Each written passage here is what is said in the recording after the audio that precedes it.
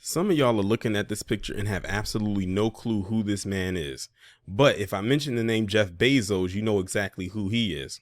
Well, in case you don't know who this man is, this man's name is Andy Jassy. And he is the current CEO of Amazon. But the only reason people don't know who he is because Jeff Bezos has the more recognizable name. But Jeff Bezos hasn't been the CEO of Amazon for the last 2 or 3 years now. Like, he stepped down right around when Woovid was about to pop off, or a little bit before it happened. But yes, this is the current CEO of Amazon. Now, the reason why I'm talking about this today is because, in case you were unaware, Amazon laid off about 10,000 workers. I saw a video on Instagram where someone who was working for one of the warehouses literally was recording as the workers were walking out of their job while still wearing their work uniform, basically telling them, thanks for your work, but you're no longer needed. And that happened at various different sites around the nation. Amazon is probably one of the biggest conglomerates in the world. Like, there's no place that you can't think of that an Amazon is not known. Everyone knows what Amazon is, just like everyone knows what Disney is. Amazon is like the Disney of like e-commerce, if I can put it plainly like that. Now, another reason I'm talking about this is because originally I was going to come on here and talk about those 10,000 people that were laid off from Amazon, which, by the way, I think Amazon has probably the highest turnover rate in the world. It seems like they rotate people in and out of their job, out of that position, especially that warehouse spot, continuously. And I don't know of one person that I've seen a video on, or even know personally, I don't know anybody personally, honestly, who works for Amazon, but from people, from what I've heard, I can't think of one person that has said a positive thing about working in their warehouses. They said it's like a slave. It's like being worked like a slave in there. Remember the stories about the workers coming out a couple years ago saying that they rarely get bathroom breaks, so they have to walk around with an empty water bottle and pee in it. Now, I don't know how the women did it, but for the men, it was a little bit easy, but still at the same time, because it's such a moving job. It's so many moving parts. You can barely take a break. It's like literally working in a sweatshop. And then they got laid off recently, 10,000. That's a lot of people. But I came across this article that was posted on November 17, 2022, where the CEO, this man, Andy Jassy, announced that these layoffs are going to continue into next year. So they're not done yet. They are still going to be laying off more people. How many? I'm not so sure. All I'm going to say is this: it's probably not a good time to try to apply for a job at Amazon. And it's probably scary to be a worker currently at Amazon. So you probably think, oh, you didn't get tapped within these thousands of people that got laid off, but don't think that you won't, because your time might be coming soon. I'm going to be reading this article coming from CNBC. Amazon will continue to lay off employees in the coming year, CEO Andy Jassy wrote in a memo to workers on Thursday. I've been in this role for about a year and a half.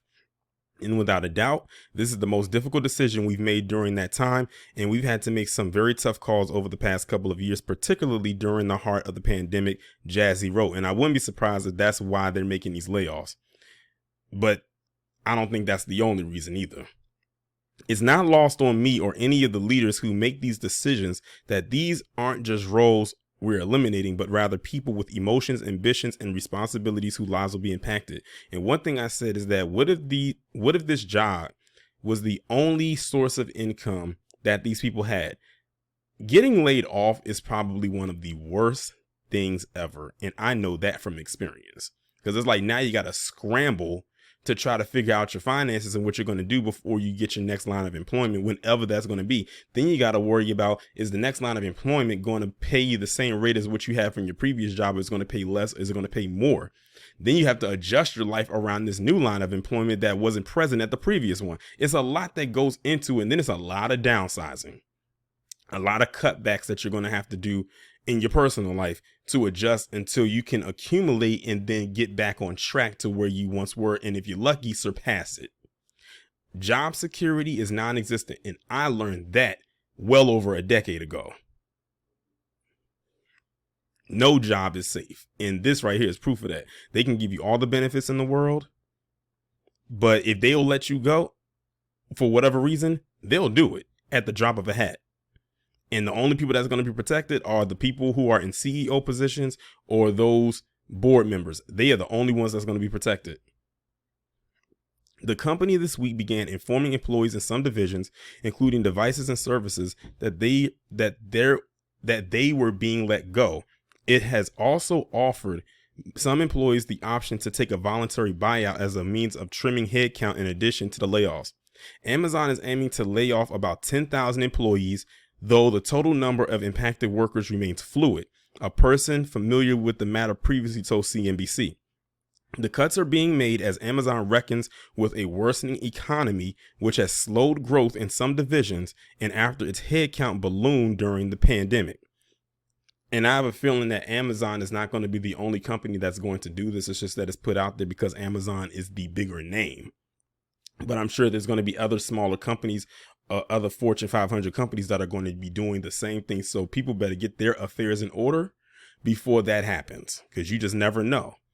Because the thing is, the only thing that's for certain when it comes to jobs and you leaving is if you voluntarily quit because that's a decision you made, or if, it's a possibility, of you getting fired. And even that can be unexpected sometimes, or unless something is about to happen. But that laid off part, it's unexpected, because no one goes into their job thinking, oh, today's the day when they're going to lay us off. No one expects that. Although I will say in my circumstance, I kind of saw it coming because I saw little things starting to happen and starting to shift. So I was kind of prepared for it. So when they told me that they were going to do cutbacks, I wasn't shocked by it at all. Lucky for me, I had a couple of cushions, a little bit of wiggle room where I could adjust.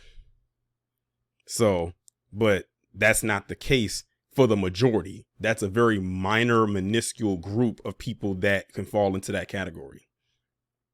Jassy said the layoffs will stretch into 2023 as the company is still in the midst of its annual operating planning process and business leaders are still determining the need for further job cuts. Those decisions will be shared with impacted employees and organizations early in 2023, Jassy wrote. We haven't concluded yet how many other roles will be impacted. We know that there will be reductions in our stores and PXT organizations, but each leader will communicate to their respective teams when we have the details nailed down. Amazon had already implemented a hiring freeze in its corporate workforce as it looks to slow headcount growth. The company is still hiring warehouse workers to staff up for the holiday rush. After what happened with this, good luck getting many people to actually do seasonal work. And the thing is, it's seasonal. So the people are only going to be working there for like a month. That's nothing. You can't compare people who's only going to be there for a month to people who are going to be there or supposed to be there for a whole calendar year. It's no comparison. Job cuts are hitting the tech sector harder after years of unbridled growth. Facebook parent Meta last week laid off 13% of its staff, while Twitter, Shopify, Salesforce, and Stripe have also announced cuts. And then now I'm going to read the memo that was given by Andy Jassy. 2 weeks ago, Beth shared that S-Team and I decided to pause new incremental hires in our corporate workforce. Today, I want to share some information about role eliminations. We are in the middle of our annual operating planning review where we look at each of our business and make decisions about what we believe should change.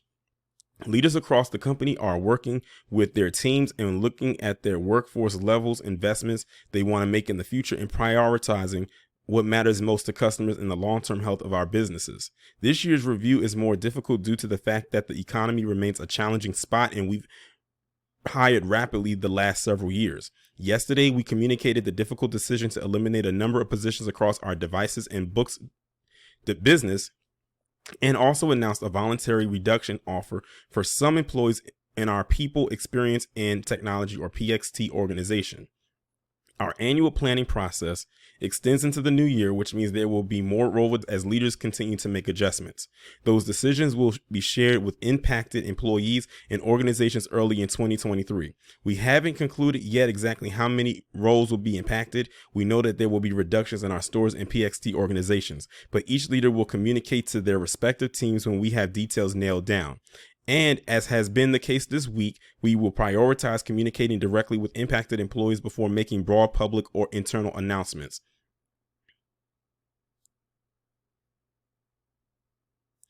And that's pretty much, I'm kind of skipping ahead a little bit because it is a pretty lengthy memo. It is Amazon has weathered uncertainty and will continue economies in the past, and we will continue to do so. We have big opportunities ahead, both in our established businesses like stores, advertising, and AWS, but also in our newer initiatives that we've been working on for a number of years and have conviction in pursuing, such as Prime Video, Alexa, Cooper, I don't know if I'm pronouncing that correct, Zoox, and healthcare.